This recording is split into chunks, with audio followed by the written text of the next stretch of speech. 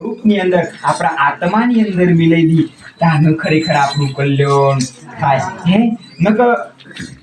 આ બાહ્ય જગતની અંદર ગમે તેટલી મથોમણ કરીએ પણ કોઈ મેર આવે આ તો કોક એવા ભૂમિયા મળી જાય એવા જેને જેને જેને અનુભવ કર્યો છે જેને એમનો અનુભવ કર્યો છે અનુભવીનો આપણો સાનિધ્ય મળે એ અનુભવીનો આપણો સંગ થાય એમના સથવારે એમના દયા દ્રષ્ટિથી આપણને એ ભોન કરાવો અને ભક્તિ ભોનની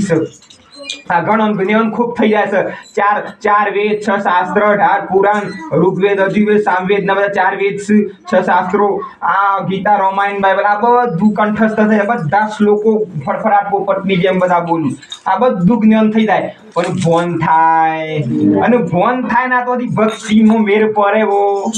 હે અને એ આ જગતની અંદર બધું દોર જ કર્યા દોરમાં કોઈ કશું એટલે સંતો મહાપુરુષોએ આપણને સત્ય વાત તરફ આપણું જીવનની અંદર કોઈ કલ્યાણ થાય એ તરફ આપણને ઈશારો કરી રહ્યા છે અને એ ઈશારો જો સંતો મહાપુરુષોનો આપણને સમજણમાં આવી જાય તો આપણને સહેજે સહેજે કલ્યાણ થઈ જાય સંતો મહાપુરુષો જેવું કોણ છે યાર વિચાર તો કરો આ જગતની અંદર ઘણા આપણે અત્યાર સુધી બધોનો અનુભવ થયા ઘણા આપણા હગાવાલા ઘણો એ બધો જેટલાય સંબંધો છે શરીરના જેટલા સંબંધો છે એ બધા સ્વાર્થના ભરેલા છે તમારે ચેક કરવો તો કરી લેજો ખાલી ફોન કરજો કે દવાખાનો દાખલ થયો છીએ અને ડોક્ટર આટલા દાડા દાખલ થવાનું કીધું છે ને આટલું બિલ બનાવ્યું છે ખબર લેવા કાજે આવજો જે આવ્યું એ ખરો આ તો જેનામાં લાગણી હોય ભીતરની અંદર ઘાવેડો બેન ભક્તિ લાઈન વાળો છું બીમાર પાસે આપણે ખબર લઈ આવીએ એ તો જેના અંતરની અંદર લાગણી હોય ને એ આવશે બાપ પણ જો ખાલી શરીરનો ઉપર સોટીયો ભાવ હે ને તો માર તો શું છે કે બેહવી ભાઈ છે ને એટલે બેર આવે એવો ખેતરમાં આ બધું ઢાવાઈ ગયું છે ને બધું ઊંડું પડી શકે આ એટલી મેર આવે એવો ઘેર આવે ને એટલે ખબર લઈ જશે આપણે સમજી જવાનું એટલે જેટલા શરીરના સંબંધો શું બધા સ્વાર્થના ભરેલા છે સાચો સંબંધ હોય તો તમારા અંતરાત્મા સાથેનો છે સાચો સંબંધ અને એટલે જ મીરાબાઈએ એ તરફ ઈશારો કર્યો છે શું કીધું તમારા આત્માનું ઓળખ્યા વગર તમારી ભ્રમણાનું ભાગ્યા વગર ભંગ ના ફેરા કદીએ મટેવા શું કીધું એમને ના કીધું કૃષ્ણ પરમાત્માનું ઓળખજો ફલવાના ભગવાનનું ઓળખજો એવી વાત નહીં કરી આમાં આપણે મીરાબાઈની એ વાત વિચારવા જેવી શક નહીં સારું છવી હોય કોઈ ભગવાનનું નામ જ ના દીધું અને ડાયરેક્ટ કીધું કે તમારા આત્માનું ઓળખ્યા વગર ભવ ના ફેરા કરી એવા નહીં હે તો આત્મા એવું આ કેવો ને એવું વિચાર તો કરો કે જેમને આવા સંતો મહાપુરુષોએ